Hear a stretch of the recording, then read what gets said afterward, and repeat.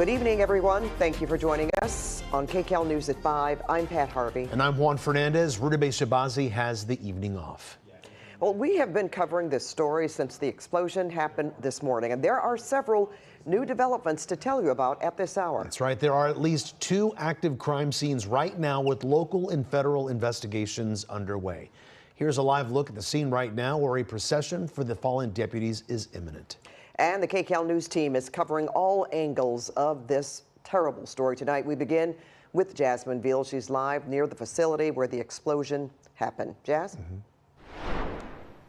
And Pat and Juan, we are waiting on that procession to start. You can see the fire engines and the flags set up behind me right here at the entrance to this facility. This is where the bodies of those deputies killed in this explosion will be taken to the coroner's office. But this comes at the same time.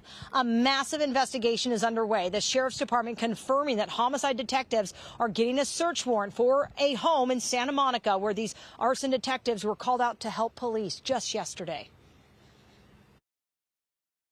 LA County Sheriff investigators swarming a home on Bay Street in Santa Monica Friday looking for clues as to what may have led to the deadly blast 20 miles away at this sheriff's training facility in East LA that killed 3 veteran arson detectives with the LA County Sheriff Department's elite arson and explosives detail. We do not rush this investigation. Law enforcement sources say a homeowner was cleaning out a garage Thursday and discovered grenade-looking items believed to be inert that were collected by the LASD bomb squad. CBS News is reporting at least 1 grenade was found and taken to this training facility where it appears they were working to render it safe when it exploded. At this time, we do not know the cause of the explosion.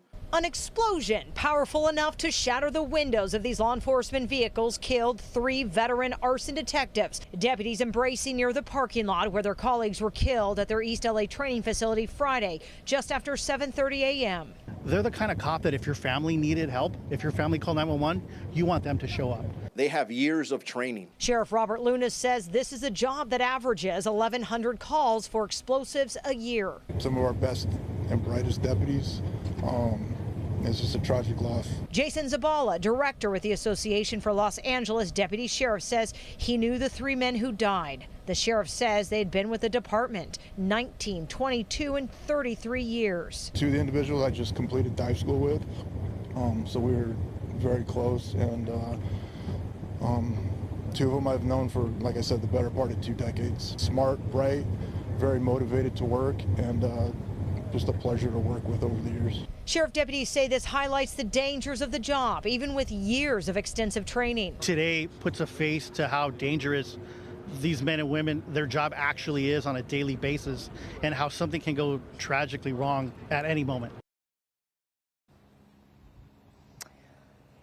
And the Sheriff's Department says the LAPD bomb squad, ATF, and the FBI are all assisting them right now at that home in Santa Monica to look for any more potential explosive materials. They do say at this time it is not determined if the devices found yesterday were in any way connected to this deadly explosion. We want to go to Mike Rogers on the desk right now. Mike, with more new details about this investigation in Santa Monica. Yeah, that's right, Jasmine. We've been talking to sources, and what we can actually tell you right now from people that are on the ground, the warrant is being served there in that neighborhood in Santa Monica. I want to show you video from SkyCal, who was overhead this area not long ago when the Santa Monica Police Department was holding a perimeter for the Los Angeles County Sheriff's detectives. Sources tell me that this all happened, as you mentioned yesterday, when somebody going through the garage found 2 grenade-looking items. The bomb squad was requested. They took them back to their headquarters there in East LA, and that is when that incident happened. Now, tonight, Sheriff's Department officials tell me that they are awaiting a warrant to be signed, and it sounds like that has been done. The LAPD bomb squad,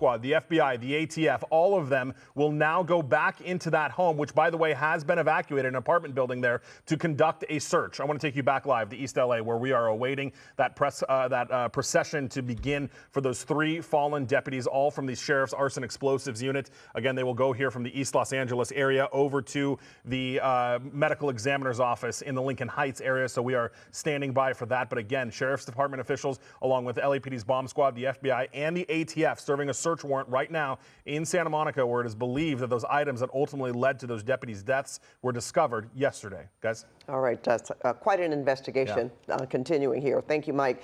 And a lot of people living near the facility in East LA felt this morning's deadly blast. KCAL's Luzdelia Caballero continues our team coverage live also in East LA. Luzdelia. Well, you know, emotions are really raw right now. Residents we've talked to say the loss really transcends the walls of this training facility. They also tell us that it's something that they are now just starting to process, trying to wrap their heads around the fact that 3 brave deputies were killed in this explosion. And as you can see here, any minute now, a procession will be underway. Take a listen to what some of these East LA residents had to say.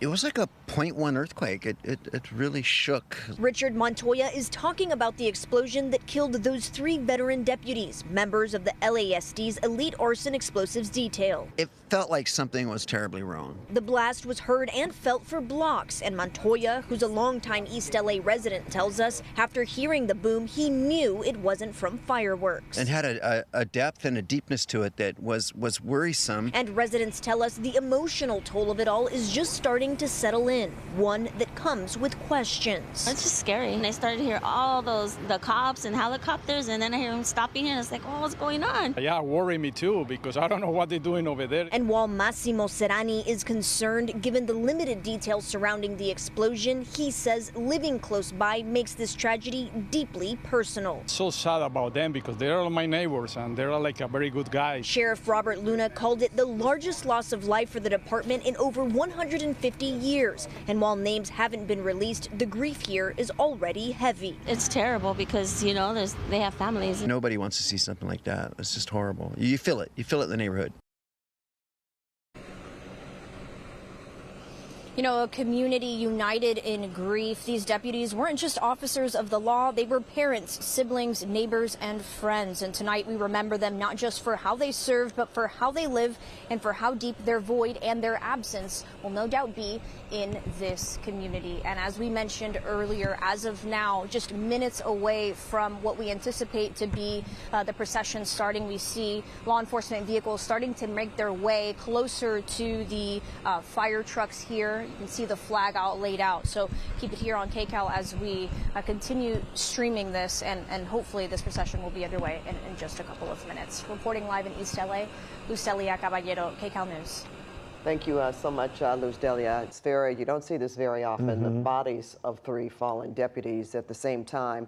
Our coverage will continue at 5:30 with the latest developments and on KCALnews.com. But of course, we'll be coming back as soon as we can, as soon as this procession starts. And Juan, it looks like it has already. It sure looks like it, Pat. And you can see there the flag-draped gurneys there of the 3 sheriff deputies now being taken from East LA to the medical examiner's office.